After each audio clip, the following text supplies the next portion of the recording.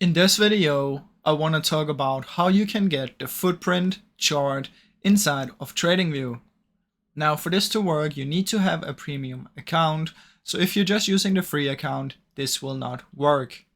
Now with that being said, what you want to do is you want to head over to products, open up the super charts, and then what you want to do from in here is you want to click on the candlesticks. Once you're in here, you should see one called volume footprint.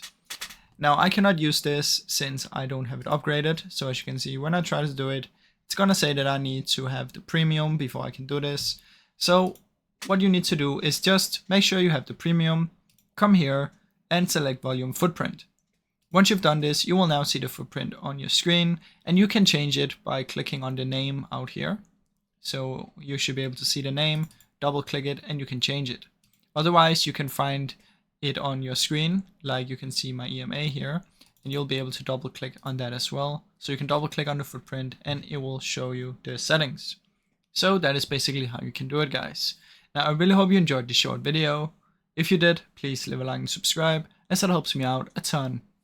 Thank you so much for watching.